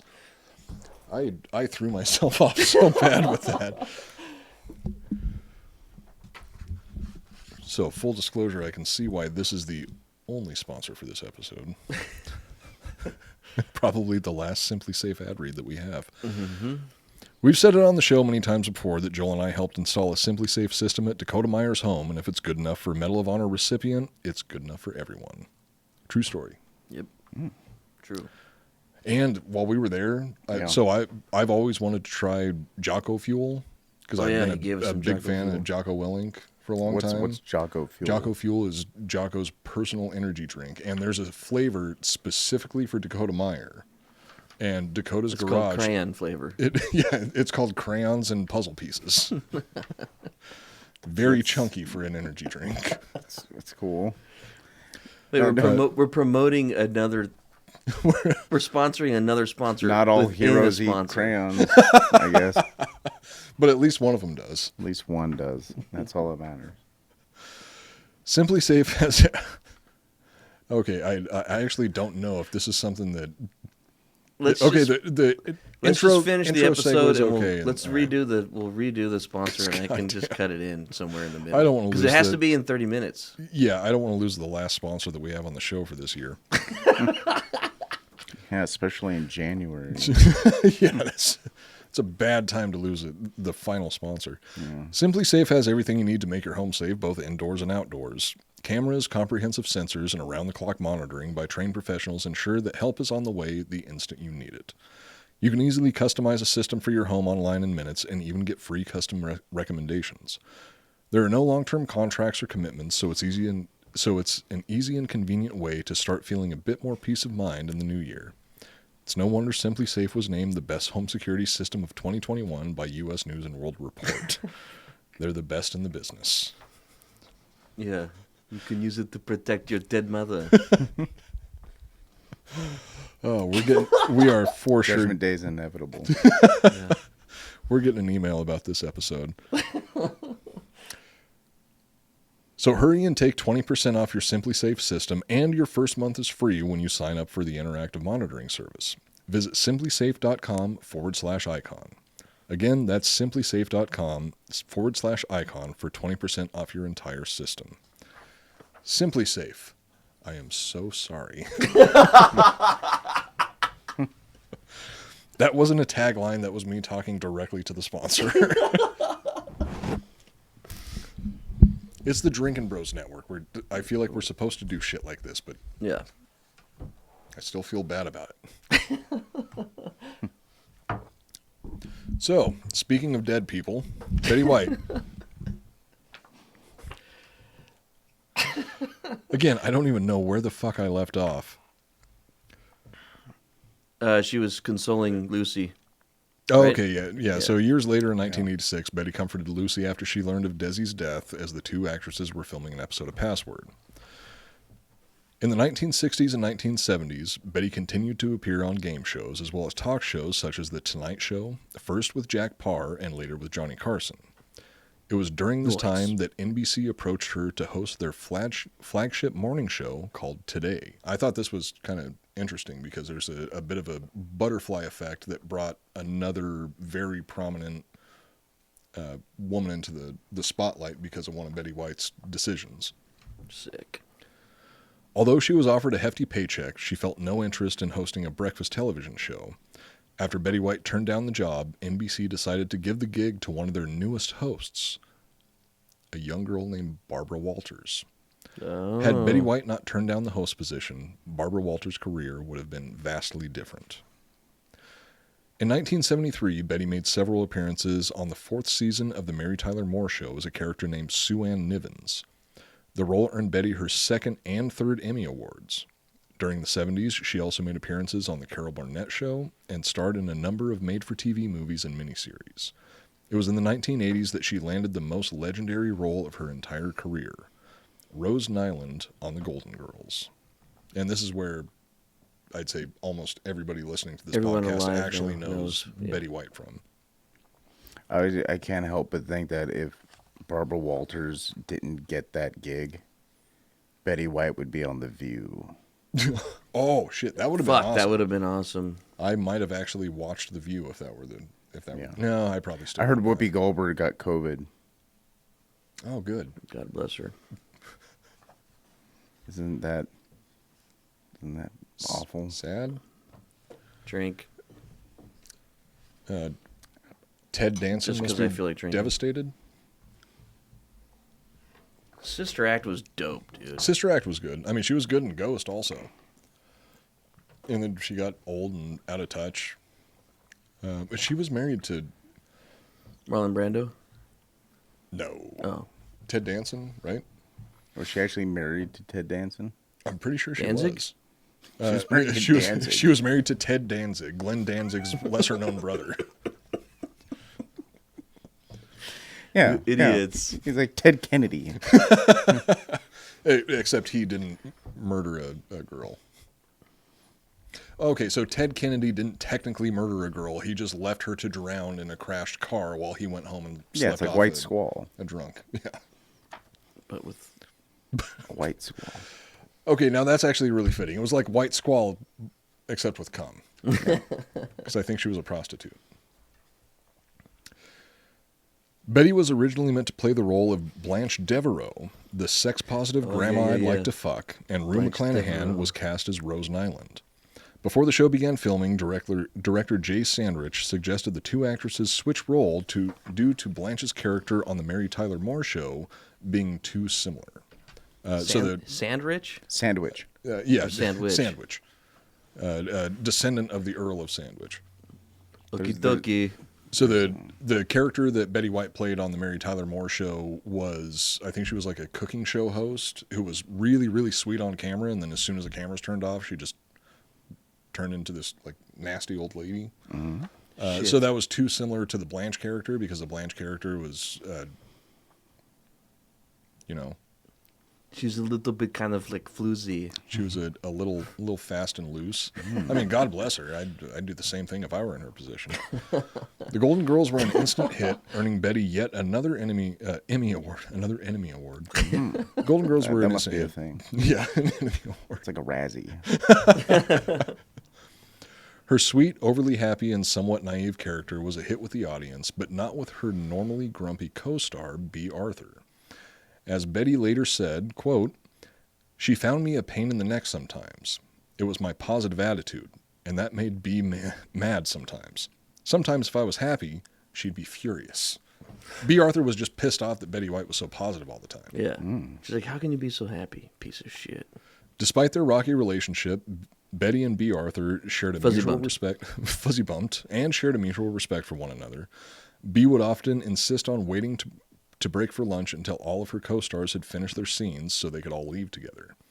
After B's death in 2009, Betty was devastated, and in an interview she said, quote, "I knew it would hurt, I just didn't know it would hurt this much," which is very, very similar to what Lucille Ball said when she found out that Desi Arnaz died. She plagiarized. She ripped off Lucille Ball. Yeah. That's similar to Life with Elizabeth, because Life with Elizabeth was kind of a rip-off of the Lucille Ball show. Yeah. The final episode of The Golden Girls aired in 1992 after B. Arthur decided to depart the show. Throughout the 90s, Betty reprised her role as Rose Nyland on the Golden Girls spin-off, The Golden Palace, which I was not aware of. I've never seen that show. One season, it was like 25 episodes, and it's The Golden Girls, except B. Arthur isn't on the show anymore. What the? I haven't heard of this. Are they in a palace? I think they're just in like from the This is picture in the that 90s? I saw. Yeah, it would be like 1992, 93. Was it like topical? Were they like in like Saddam Hussein's palace? It was like wacky. They're in there helping a single Saddam Hussein raise Uday and Qusay and just trying to not let them turn into fucking murderous sociopaths. You know his kids' names? Oh, yeah. Yeah, of course. You do too? Yeah. Those guys are like the worst people who ever lived. Seriously. What I was can't remember it? if it was Uday or Qusay, but one of them was Uday at and a Qusay. one of them was at a dinner party, and he got pissed off at one of the waiters, so he grabbed one of those electric turkey slicers, one of those electric knives, just grabbed the guy, threw him on a table, and slit his fucking throat with it. And this is in front of like the highest class people in Iraq at the time, which is probably Saddam Hussein, his children, and That's all where his mistresses. Jesus lived. Yeah, true. That's cool. True. They found when the Romans found Jesus to crucify him, he was hiding in a spider hole. There's a really there's a movie called The Devil's Double, and it's about a true story about a guy who was Uday Hussein's body double. He basically abducted the guy, made him get plastic surgery, and was I feel like we've talked about this before. You need to be me. Didn't And we if you're talk not about this convincing, I'll just kill you and get another one. Didn't we talk about this with Jack Mandeville? Were you here for that conversation? Because I remember No. talking to Jack about it. I I don't been on a remember show who was with here, Jack but Mandeville. I was talking to Jack Mandeville about it. Really? He was telling me about that same movie because Jack Mandeville also. It was a sex change thing? It was a plastic surgery thing. He needed So to have, he he had needed to a have body a body double. double. Yeah, Saddam Hussein had one. He famously had one. Yeah, People would try to assassinate him all the time, and then like they would just it's Did it like look- the does it they look never good? got him. the Yeah. modern They- day version it- of a royal taste tester, Yeah, except you just Cool. get shot in the face. yeah. And what was it? Count Dankula has a sick episode about Uday Hussein. I'm sorry. Now I'm loving the idea of the Golden Palace being the cast of the Golden Girls Yeah, raising care of- Uday and Qusay, yeah. and it obviously ends with the invasion of Iraq. Yeah. Season finale. Yes. The missile just fucking blows them all up. Oh no! It ends with the Gulf War, and they all get killed by And then- a misfiring Scud Yeah. missile. Yeah, you like the lights flicker and you hear an explosion in the background, and then fucking Norman Schwarzkopf comes in, played by John Goodman. It's all wacky. They rely on off-color humor and pratfalls, and it's hilarious.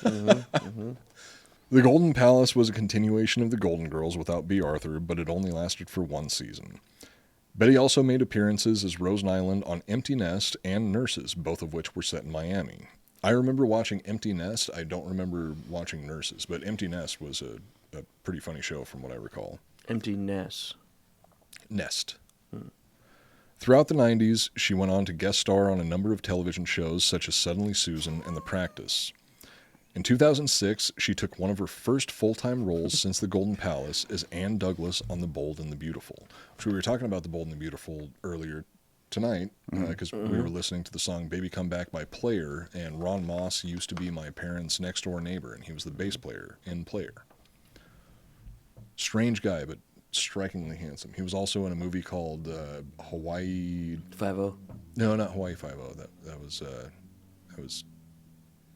not Tony Danza. That was fucking Danzig. Blue Hawaii, It was starring Elvis Danzig. Presley.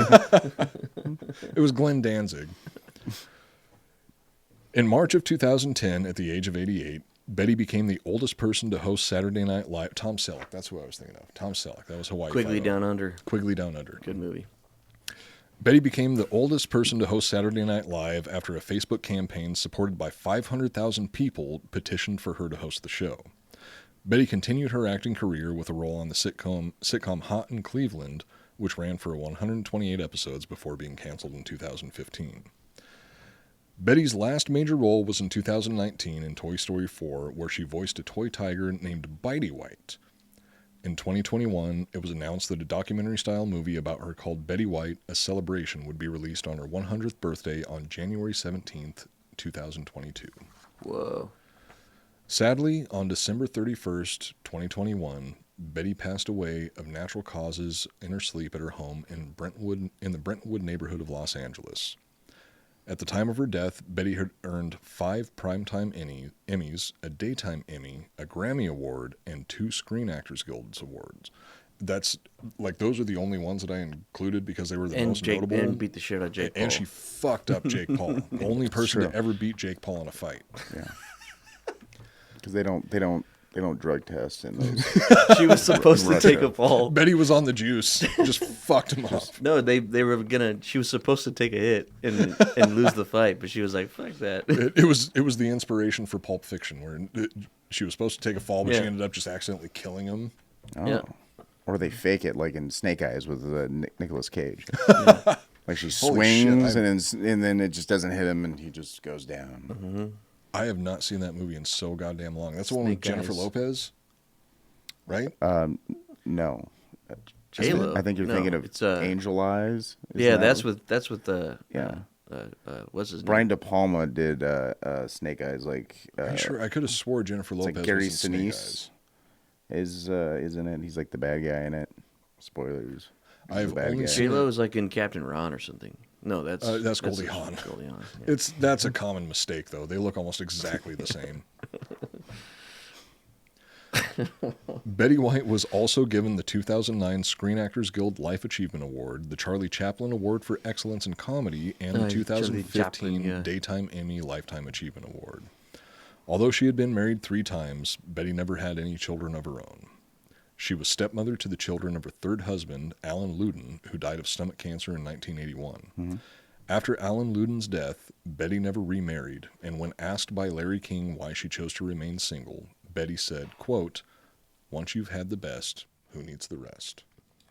Fuck. Spent a That's pretty long good. time single because Alan Luden was the love of her life. Like, for sure. Because Yeah. also, when asked by James Lipton on Inside the Actors Studio, if heaven should exist, what would she like God to say to her when she walked through the pearly gates? And Betty replied, "Come on in, Betty. Here's Alan." Oh, And that is so fucking heartbreaking to me. But I could almost cry. she's with Alan now. Yeah. I was don't know. telling you guys, Maybe he moved on. You know? he's up there. He's up Ironically with B. Arthur. Oh, I was going to say Marilyn Monroe, Oh, nice. but that's, I mean, 2 different time periods. But yeah, I think B. Arthur is the funnier or choice. Aaliyah. Why not? oh yeah. He's up there. He's up there hooking up with Lisa Left Eye Lopez. It's like Bulworth, except Come. there's cum. Bulworth was weird. Why don't they remake that? I mean, I don't know if that would be acceptable nowadays. Sure it would. I'd watch Get it. Pete Davidson to be in it. Wait, is Pete Davidson going to be Warren Beatty? Sure. Or is Pete Davidson going to be Halle Berry? It's 2022. That would be. He's going to do progressive. both. It's I didn't know like Halle Berry was in The Last Boy Scout. I forgot. She was. Yeah. Was she Damon Wayans' girlfriend or something? Yeah. Was she Damon She's Wayans? the hooker. Yeah. She's that- the, was that- well, was the that- stripper that gets killed. Oh, I haven't seen The Last Boy Scout since. It is so. came I haven't out. seen it since it came out either. It's fucked. I don't even. It's worth a remember what watch What because the plot is. it's Ridley, dude.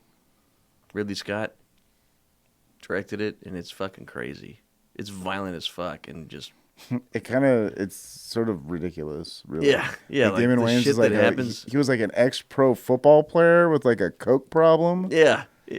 and now he has to team up with Bruce Bruce Willis. Willis, who just gets like hired to keep an eye on Halle Berry. He gets paid like $500. Well, it's too complicated. Like he gets paid $500 by a guy who's fucking his wife. Catches him. The guy leaves, gets in a car. The car explodes, So and it's then he like- still goes and does the job. It's the ghetto version of Indecent Proposal. It's shot better, in my opinion, though. That's a huge pay cut. From $1 million to $500. Coop, you used my dead mom as a transition to go into a sponsor today.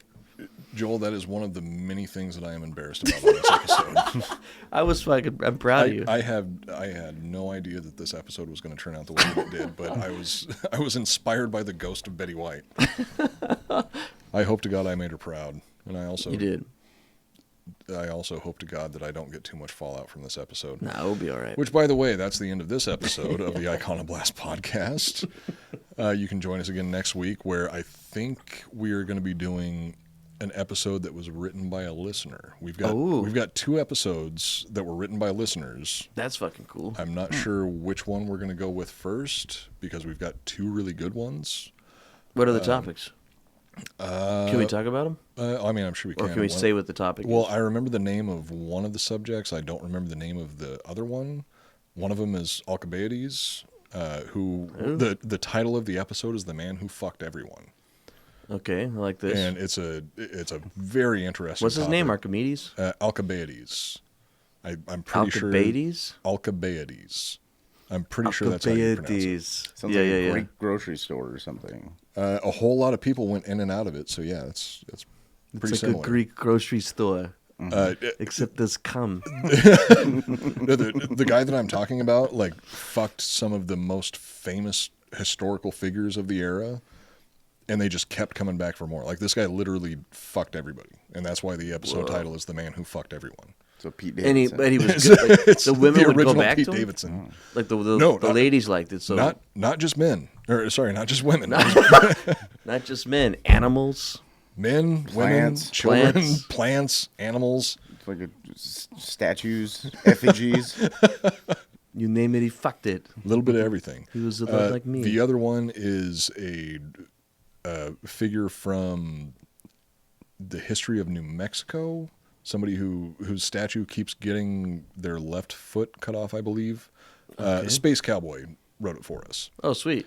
So we've got an episode written by two episodes written by 2 Jakes. Oh, yeah.